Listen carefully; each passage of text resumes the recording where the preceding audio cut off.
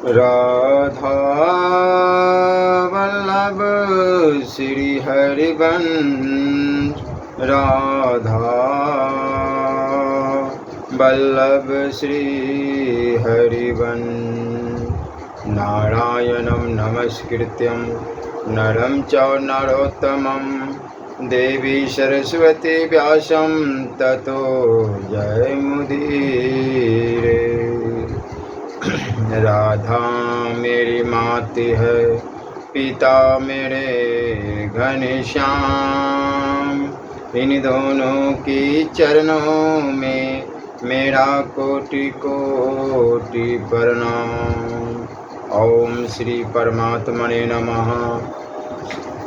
श्री गणेशाय नमः। आत्म तत्व का और बुद्धि आदि प्राकृत पदार्थों का विवेचन तथा उसके साक्षात्कार का उपाय। आत्मा एवं परमात्मा के साक्षात्कार का उपाय तथा महत्व।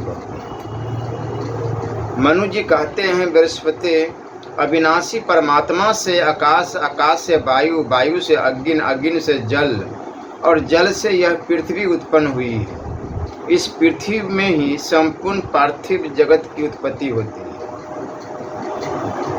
इन पूर्वोक्त शरीरों के साथ पार्थिव शरीर के बाद प्राणियों का जल में लय होता है, फिर वे जल से अग्नि में, अग्नि से वायु में और वायु से आकाश में लीन होते हैं। आकाश से सृष्टि काल में फिर वे पूर्वोक्त कर्म से उत्पन्न होते हैं, परंतु जो ज्ञानी है वे मोक्ष स्वरूप परमात्मा को प्राप्त हो जाते हैं। उनका पुनः इस संसार में जन्म नहीं होता। वह परमात्मा तत्व न गर्म है, न शीतल है, न कोमल है, न तीक्ष्ण है, न खट्टा है, न कसेला है, न मीठा है, न तीता है। शब्द, गंध और रूप से भी वह रहित है। उसका स्वरूप सबसे उत्कृष्ट एवं विलक्षण है। त्वचा स्पर्श का, जिह्वा रस का, घ्राणेन्द्रिय गंध का, कान शब्द का और नेत्र रूप का ही अनुभव करते हैं। ये इंद्रियां परमात्मा को प्रत्यक्ष नहीं कर सकती। आध्यात्मिक ज्ञान से हीन मनुष्य परमात्मा तत्व का अनुभव नहीं कर सकते। अतः जो जिह्वा को रस से, नासिका को गंध से, कानों को शब्द से, त्वचा को स्पर्श से और नेत्रों को रूप से हटाकर अंतर्मुखी बना लेता है, वही अपने मूल स्वरूप परमात्मा का साक्षात्कार कर सकता है। महर्षिगण कहते हैं, जो कर्ता जिस कारण से, जिस फल के उद्देश्य से, जिस देश या काल में, जिस प्रिय या प्रिय के निमित्त, जिस राग या द्वेष से प्रभावित हो, प्रवृत्ति मार्ग कार्य से ले जिस कर्म को करता है, इन सब के समुदाय का जो कारण है, वही सबका स्वरूपभूत परब्रह्म परमात्मा है। श्रुति के कथानुसार जो व्यापक व्याप्य और उनका ध्यान है, साधन है, जो संपूर्ण लोक में सदा ही स्थित रहने वाला, कुटस्थ सबका कारण और स्वयं ही सब कुछ करने वाला है, वही परम कारण है। उसके सिवा जो कुछ है वह सब कार्य मात्र है। जैसे कोई मनुष्य भली भांति किए हुए कर्मों द्वारा बिना किसी प्रतिकार के विभिन्न देश और काल में उनका शुभाशुभ फल पाता है, उसी प्रकार अपने कर्मानुसार प्राप्त उत्तम अधम शरीरों में यह चिन्मय ज्ञान बिना किसी विरोध के स्थित रहता है। जिस प्रकार अग्नि से प्रज्वलित दीपक स्वयं प्रकाशित होता हुआ पास में स्थित अन्य वस्तुओं को भी प्रकाशित कर देता है, उसी प्रकार इस शरीर रूप वृक्ष में स्थित पांच इंद्रियां चैतन्य रूपी ज्ञान के प्रकाश से प्रकाशित होकर विषयों को प्रकाशित करती है। उनका प्रकाश चिन्मय प्रकाश के ही अधीन होने का कारण वह पराधीन है, स्वयं प्रकाश करने में समर्थ नहीं है। जैसे किसी राजा के द्वारा भिन्न भिन्न कार्यों में नियुक्त किए गए बहुत से मंत्री अपने पृथक पृथक कार्यों को ही जानकारी राजा को कराते हैं, उसी प्रकार शरीरों में स्थित पांच ज्ञान इंद्रियां अपने अपने एक देशीय विषय का परिचय राजस्थानीय बुद्धि को देती। जैसे मंत्रियों से राजा श्रेष्ठ है, उसी प्रकार उन पांचों इंद्रियों से उनका प्रवर्तक व ज्ञान श्रेष्ठ है। जैसे अग्नि की शिखाएं, वायु का वेग, सूर्य की किरणें और नदियों का बहता हुआ जल ये सदा आते जाते रहते हैं। इसी प्रकार देहधारियों के शरीर भी आवागमन के प्रवाह में पड़े हुए हैं। जैसे कोई मनुष्य कुल्हाड़ी लेकर लकड़ी को चीरे तो उसमें उससे न तो आग दिखाई देगी और न धुआं ही प्रकट होगा। उसी प्रकार इस शरीर का पेट फाड़ने या हाथ पैर काटने से कोई उसे नहीं देख पाता। जो अंतर्यामी आत्मा शरीर से भिन्न है, परंतु वही काठों का युक्ति पूर्वक मंथन करने पर जैसे अग्नि और धूप दोनों ही देखने में आते हैं, उसी प्रकार योग के द्वारा मन और इंद्रियों को बुद्धि के सहित समाहित कर लेने वाला बुद्धिमान ज्ञानी पुरुष इन सबसे परम श्रेष्ठ उस ज्ञान को और आत्मा को साक्षात्कार कर लेता है।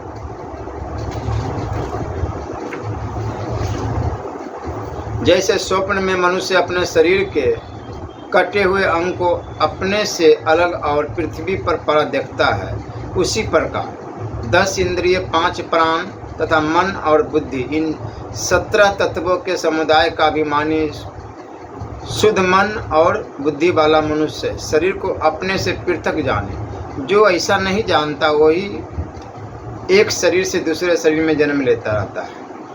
आत्मा शरीर से सर्वथा भिन्न है। वो इसके उत्पत्ति, वृद्धि, क्षय और मृत्यु आदि दोषों से कभी लिप्त नहीं होता, किंतु अज्ञानी मनुष्य पूर्वकृत कर्मों के फल के संबंध से इस ऊपर बताए हुए सूक्ष्म शरीर के सहित दूसरे शरीर में चला जाता है। कोई भी इन चर्म चक्षुओं के द्वारा आत्मा के स्वरूप को नहीं देख सकता, अपनी त्वचा से उसका स्पर्श भी नहीं कर सकता।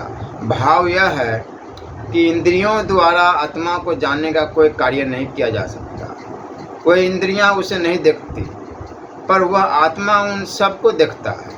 जैसे कोई लोहा आदि पदार्थ समीप जलती हुई आग की गर्मी से लाल रंग का हो जाता है और उसमें दाहकता शक्ति का गुण भी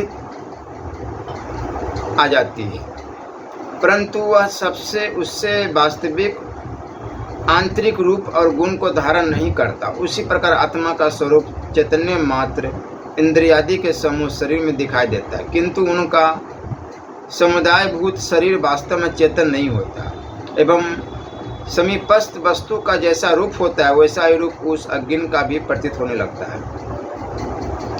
इसी तरह मनुष्य अपने दृश्य शरीर का त्याग करके जब दूसरे अर्दृश्य शरीर में प्रवेश करता है, तब पहले के स्थूल शरीर को पंच महाभूतों में मिलने के लिए छोड़कर दूसरे शरीर का आश्रय ले उसी को अपना स्वरूप मानकर धारण करता है। देहाभिमान जीव जब शरीर छोड़ता है तब उस शरीर में जो आकाश का अंश होता है वह सब प्रकार से आकाश में, वायु का अंश वायु में, अग्नि का अंश अग्नि में, जल का अंश जल में तथा पृथ्वी का अंश पृथ्वी में विलीन हो जाता है। किंतु इन नाना भूतों के आश्रित जो श्रोत्र आदि तत्व है वे विलीन न होकर अपने अपने कर्मों में प्रवृत्त रहते हैं और दूसरे शरीर में जाकर पांचों भूतों का आश्रय ले लेते हैं। आकाश से स्वतेंद्रिय और उसका विषय शब्द, पृथ्वी से घ्राण इंद्रिय और उसका विषय गंध होता है तथा रूप और विपाक वे दोनों एवं नेत्र इंद्रिय ये सब तेजोमय,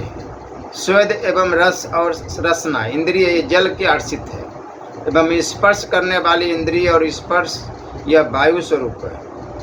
पांचों इंद्रियों के पांचों विषय तथा पांचों इंद्रियां भी पंच सूक्ष्म महाभूतों में निवास करते हैं। ये शब्द आदि विषय, आकाश आदि भूत तथा श्रोत्र आदि इंद्रिया सब के सब मन के अनुगामी है। मन बुद्धि का अनुसरण करता है और बुद्धि आत्मा का आश्रय लेकर रहती है।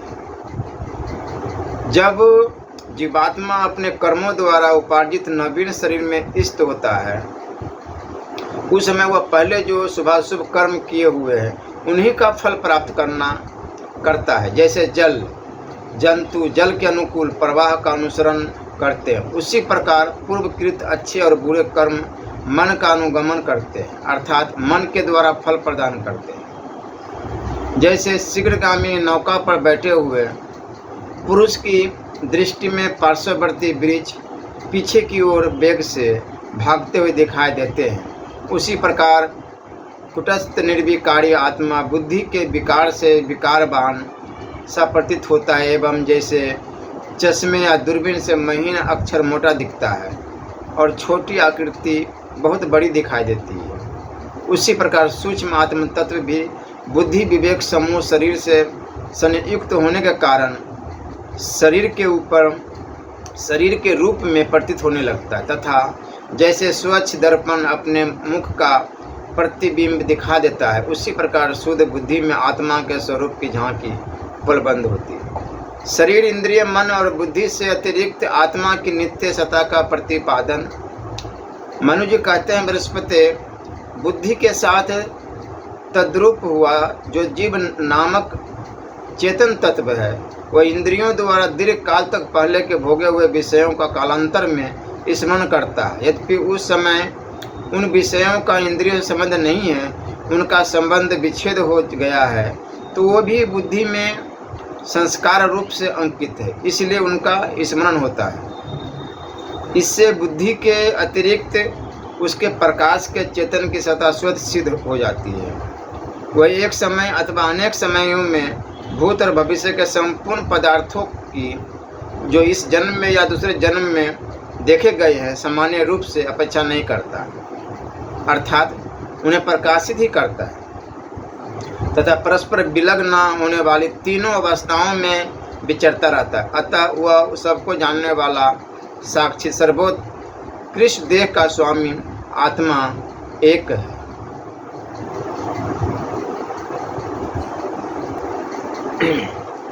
बुद्धि के जो स्थान जागृत आदि अवस्थाएं हैं वे सभी सत्वरज और तम इन तीन गुणों से विभक्त हैं।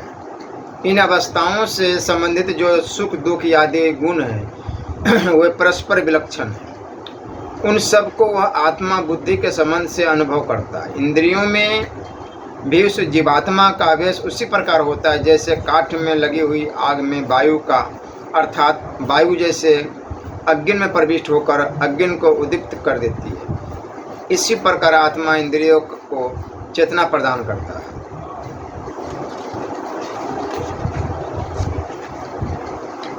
मनुष्य नेत्र द्वारा आत्मा के रूप का दर्शन नहीं कर सकता।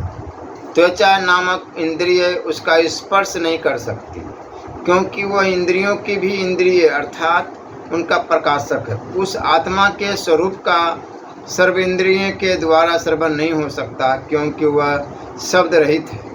ज्ञान विषयक विचार से जब आत्मा का साक्षात्कार किया जाता है तब उसके साधनों का बाद हो जाता है। श्रोत्र आदि इंद्रियां स्वयं अपने द्वारा आपको नहीं जान सकती। आत्मा सर्वज्ञ और सबका साक्षी है। सर्वज्ञ होने का कारण ही वह उन सबको जानता है। जैसे मनुष्य द्वारा हिमालय पर्वत का दूसरा पार्श्व तथा चंद्रमा का पृष्ठ भाग देखा हुआ नहीं है, तो भी इसके आधार पर यह नहीं कहा जा सकता कि उनके पार्श्व और पृष्ठ भाग का अस्तित्व ही नहीं है। उसी प्रकार संपूर्ण भूतों के भीतर रहने वाला उनका अंतर्यामी ज्ञान स्वरूप आत्मा अत्यंत सूक्ष्म होने के कारण कभी नेत्रों द्वारा नहीं देखा जाता। अतः उतने ही से यह नहीं कहा जा सकता कि आत्मा है ही नहीं। जैसे चंद्रमा में जो कलंक है वह जगत का अर्थात तदगत पृथ्वी का ही चिन्ह है, परंतु उसको देखकर भी मनुष्य ऐसा नहीं समझता कि वह जगत का अर्थात पृथ्वी का चिन्ह। इसी प्रकार सबको मैं हूँ इस रूप में आत्मा का ज्ञान है, परंतु यथार्थ ज्ञान नहीं है। इस कारण मनुष्य उसके प्रायण आश्रित नहीं है। रूपवान पदार्थ अपनी उत्पत्ति से पूर्व और नष्ट हो जाने के बाद रूपहीन ही रहते हैं। इस नियम से जैसे बुद्धिमान लोग उनकी अरूपता का निश्चय करते हैं तथा सूर्य उदय और अस्त के द्वारा विधान पुरुष बुद्धि से जिस प्रकार न दिखाई देने वाली सूर्य की गति का अनुमान कर सक लेते हैं, उसी प्रकार विवेकी मनुष्य बुद्धि रूप दीपक के द्वारा इंद्रियातीत ब्रह्म का साक्षात्कार कर लेते हैं और इस निकटवर्ती दृश्य प्रपंच को उस अज्ञान स्वरूप परमात्मा में विलीन कर देना चाहते हैं। उचित उपाय किए बिना कोई भी प्रयोजन सिद्ध नहीं होता। जैसे जल में रहने वाले प्राणियों से जीविका चलाने वाले सूत के जाल बनाकर उनके द्वारा मछलियों को बांध लेते हैं, जैसे मृगों के द्वारा मृगों को, पक्षियों के द्वारा पक्षियों को और हाथियों के द्वारा हाथियों को पकड़ा जाता है, उसी प्रकार ज्ञेय वस्तु का ज्ञान के द्वारा ग्रहण होता है। हमने सुना है कि सर्प के पैरों को सर्प ही पहचानता है, उसी प्रकार मनुष्य समस्त शरीरों में शरीर स्थित ज्ञेय स्वरूप आत्मा को ज्ञान के द्वारा ही जान सकता है। जैसे इंद्रियां भी इंद्रियों द्वारा किसी ज्ञेय को नहीं जान सकती, उसी प्रकार यहाँ पराबुद्धि भी उस परम बोध्य तत्व को स्वयं नहीं देख पाती है, किंतु ज्ञाता पुरुष ही बुद्धि के द्वारा उसका साक्षात्कार करता है। जैसे चंद्रमा अमावस्या को प्रकाशहीन हो जाने के कारण दिखाई नहीं देता है, किंतु उस समय उसका नाश नहीं होता, उसी प्रकार शरीरधारी आत्मा के विषय में भी समझना चाहिए, अर्थात आत्मा अर्धुष्य होने पर भी उसका अभाव नहीं है, ऐसा समझना चाहिए। जैसे चंद्रमा अमावस्या को अपने प्रकाशीय स्थान से वियुक्त हो जाने के कारण दिखाई नहीं देता, उसी प्रकार देहधारी आत्मा शरीर से वियुक्त होने पर दृष्टिगोचर नहीं होता। फिर वही चंद्रमा जैसे अनंत आकाश में स्थान पाकर पुनः प्रकाशित होने लगता है, उसी प्रकार जीवात्मा दूसरा शरीर धारण करके पुनः प्रकट हो जाता है। जन्म, वृद्धि और क्षय का जो प्रत्यक्ष दर्शन होता है वह चंद्रमंडल में प्रतीत होने वाली वृत्ति चंद्रमा की नहीं है, उसी प्रकार शरीर का ही जन्म आदि होता है, उस शरीरधारी आत्मा का नहीं। जैसे किसी व्यक्ति का जन्म होता है, वो बढ़ता है और किशोर यौवन आदि भिन्न भिन्न अवस्थाओं में पहुंच जाता है, तो भी यही समझा जाता है कि यह वही व्यक्ति है, तथा अमावस्या के बाद जब चंद्रमा पुनः मूर्तिमान होकर प्रकट होता है तो यही माना जाता है कि यह वही चंद्रमा है। उसी प्रकार दूसरे शरीर में प्रवेश करने पर भी वह देहधारी आत्मा वही है, जैसा समझना चाहिए। जैसे अंधकार रूप राहु चंद्रमा की ओर आता और उसे छोड़कर जाता हुआ नहीं दिखाई देता है, उसी प्रकार जीवात्मा भी शरीर में आता और उसे छोड़कर जाता हुआ नहीं दिख पड़ता, ऐसा समझो। जैसे सूर्य ग्रहण काल में चंद्रमा सूर्य से संयुक्त होने पर सूर्य में छाया रूपी राहु का दर्शन होता है, उसी प्रकार शरीर से संयुक्त होने पर शरीरधारी आत्मा की उपलब्धि होती है। जैसे चंद्रमा सूर्य से अलग होने पर सूर्य में राहु की उपलब्धि नहीं होती, उसी प्रकार शरीर से विलग होने पर शरीरधारी आत्मा का दर्शन नहीं होता। जैसे अमावस्या का अतिक्रमण करने पर चंद्रमा नक्षत्रों से संयुक्त होता है, उसी प्रकार जीवात्मा एक शरीर का त्याग करने पर कर्मों के फलस्वरूप दूसरे शरीर से युक्त होता है। आत्मा एवं परमात्मा का साक्षात्कार का उपाय तथा महत्व। मनु जी कहते हैं, बृहस्पति, जैसे स्वप्नावस्था में यह स्थूल शरीर तो सोया रहता है और सूक्ष्म शरीर विचरण करता रहता है, उसी प्रकार इस शरीर को छोड़ने पर यह ज्ञान स्वरूप जीवात्मा या तो इंद्रियों के सहित पुनः शरीर ग्रहण कर लेता है या सुषुप्ति की भांति मुक्त हो जाता है। जिस प्रकार मनुष्य स्वच्छ और स्थिर जल में नेत्र द्वारा अपना प्रतिबिंब देखता है, वैसे ही मन सहित इंद्रियों के शुद्ध एवं स्थिर हो जाने पर वह ज्ञान दृष्टि से ज्ञेय स्वरूप आत्मा का साक्षात्कार कर सकता है। वही मनुष्य हिलते हुए जल में जैसे अपना रूप नहीं देख पाता, उसी प्रकार मन सहित इंद्रियों के चंचल होने पर वह बुद्धि में ज्ञेय स्वरूप आत्मा का दर्शन नहीं कर सकता।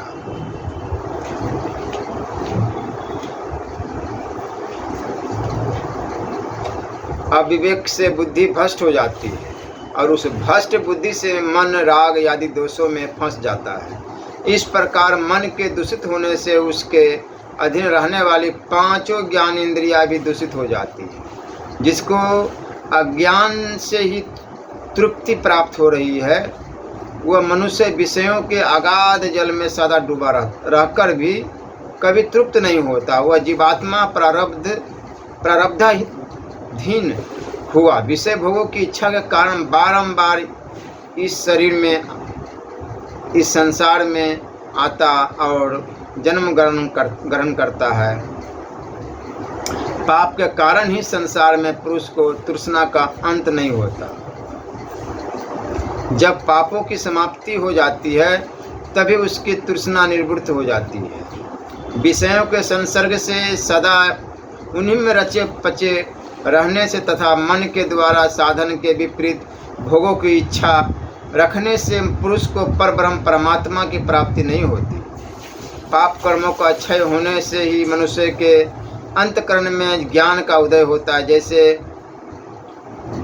जैसे स्वच्छ दर्पण में ही मानव अपने प्रतिबिंब को अच्छी तरह देख पाता है।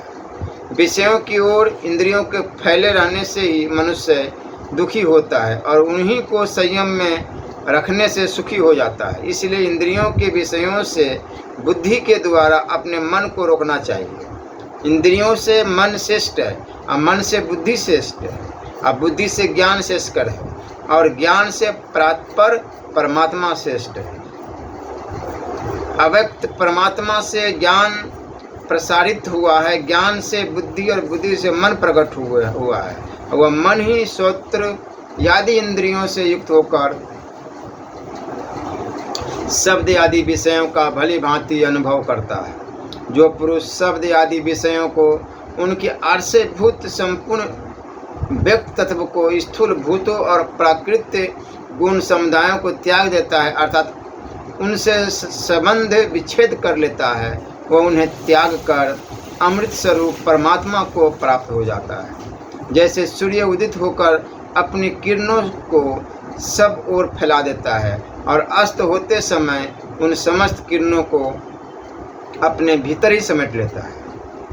उसी प्रकार जीवात्मा देह में प्रविष्ट होकर फैली हुई इंद्रियों की वृत्ति रूपी किरणों द्वारा 5 विषयों को ग्रहण करता है और शरीर को छोड़ते समय उन सबको समेटकर अपने साथ लेकर चल देता है।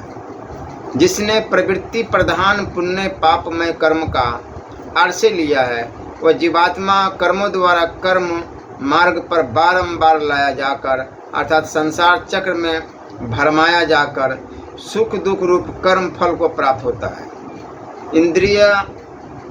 इंद्रिय द्वारा विषयों को ग्रहण न करने से पुरुष के वो विषय तो निर्वृत्त हो जाते हैं, परंतु उनमें उनकी आसक्ति बनी रहती है।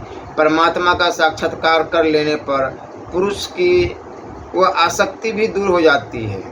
जिस समय बुद्धि कर्म जनित गुणों से छूटकर हृदय में स्थित हो जाती है, उस समय जीवात्मा ब्रह्म में लीन होकर ब्रह्म को प्राप्त हो जाता है। पर ब्रह्म परमात्मा स्पर्श श्रवण रसन दर्शन ग्राण और संकल्प विकल्प से भी रहित है। इसलिए केवल विशुद्ध बुद्धि ही उसमें प्रवेश कर सकती है। मन में शब्दादि विषय रूप समस्त आकृतियों का लय होता है। मन का बुद्धि में, बुद्धि का ज्ञान में और ज्ञान का परमात्मा में लय होता है। इंद्रियों द्वारा मन की सिद्धि नहीं होती, अर्थात इंद्रियां मन को नहीं जानती, मन बुद्धि को नहीं जानता और बुद्धि सूक्ष्म एवं अव्यक्त आत्मा को नहीं जानती है, किंतु अव्यक्त आत्मा इन सबको देखता और जानता भी है।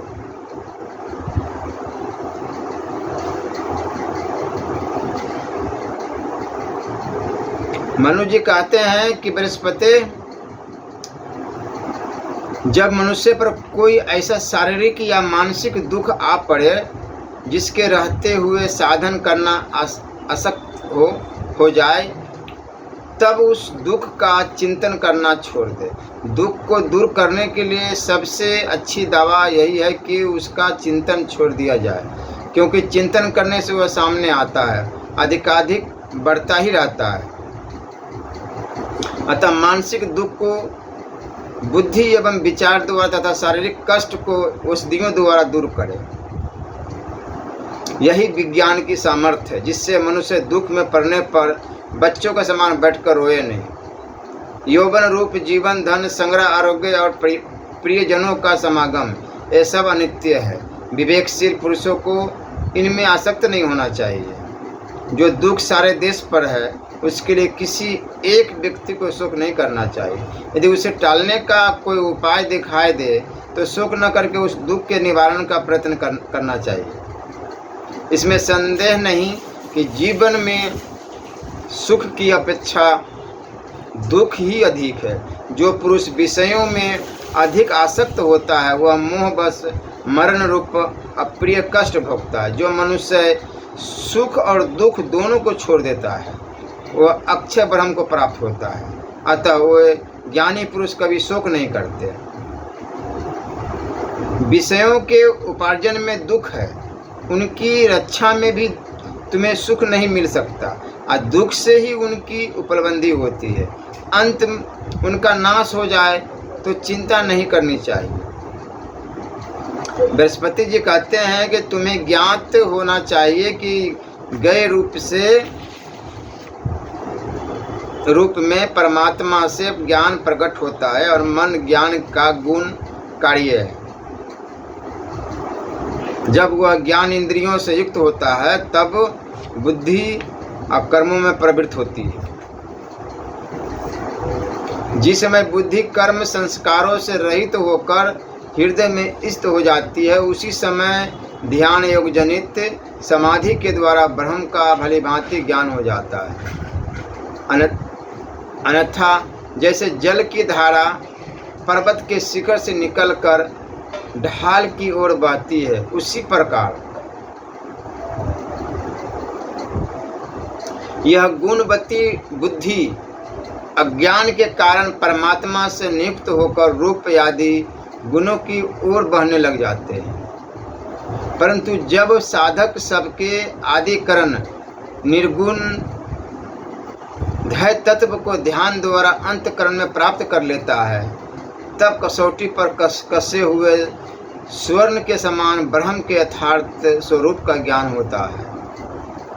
परंतु इंद्रियों के विषयों को दिखाने वाला मन जब पहले से ही विषयों की ओर अपरत हो जाता है, तब वह विषय रूप गुणों की अपेक्षा रखने वाला मन निर्गुण तत्व का दर्शन कराने में समर्थ नहीं होता है। समस्त इंद्रियों को रोककर संकल्प मात्र से मन में स्थित हो उन सबको हृदय में एकत्र करके साधक उससे भी परे विद्यमान परमात्मा को प्राप्त कर लेता है। जिस प्रकार गुणों का क्षय होने पर पंच महाभूत निर्भूत हो जाते हैं, उसी प्रकार बुद्धि समस्त इंद्रियों की को लेकर हृदय में स्थित हो जाती है। जब निश्चयात्मिका बुद्धि अंतर्मुखी होकर हृदय में स्थित होती है, तब मन विशुद्ध हो जाता है।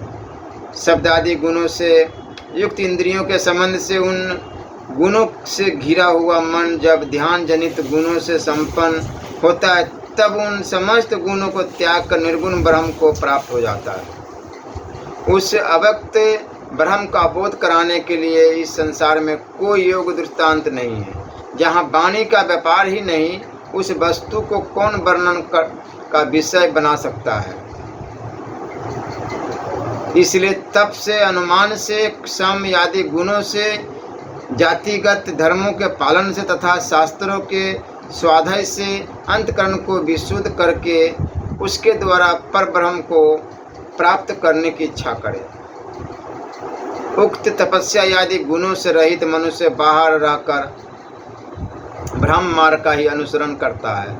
वह ज्ञेय स्वरूप परमात्मा को गुणों से अतीत होने के कारण स्वभाव से ही तर्क का विषय नहीं है। जैसे अग्नि सूखे काठ में विचरण करती है, उसी प्रकार बुद्धि भी शब्द स्पर्श आदि गुणों में विचरती रहती है। जब वह उन गुणों का संबंध छोड़ देती है, तब निर्गुण होने के कारण ब्रह्म को प्राप्त होती है। और जब तक गुणों में आसक्त रहती है, तब तक गुणों से संबंधित होने के कारण ब्रह्म को न पाकर लौट आती है। जैसे पांचों इंद्रियां अपने कार्य रूप शब्द आदि गुणों से भिन्न है, उसी प्रकार परब्रह्म परमात्मा भी प्रकृति से सर्वथा परे है। इस प्रकार समस्त प्राणी प्रकृति से उत्पन्न होते और यथा समय उसी में लय को प्राप्त होते हैं। उस लय अथवा मृत्यु के पश्चात वे पुण्य और पाप के फल स्वरूप स्वर्ग और नरक में जाते हैं। पुरुष प्रकृति, बुद्धि, 5 विषय, 10 इंद्रिया, अहंकार, मन और 5 महाभूत, इन 25 तत्वों का समूह ही प्राणी नाम से कहा जाता है। बुद्धि आदि तत्व समूह की प्रथम सृष्टि प्रकृति से ही हुई है। तदंतर दूसरी बार से उनकी समानित मैथुन धर्म से नियम पूर्वक अव्यक्त होने लगी है। धर्म करने से शरीर की वृद्धि होती है और अधर्म करने से मनुष्य का अकल्याण होता है। विषयासक्त पुरुष प्रकृति को प्राप्त होता है और विरक्त आत्मज्ञान प्राप्त करके मुक्त हो जाता है।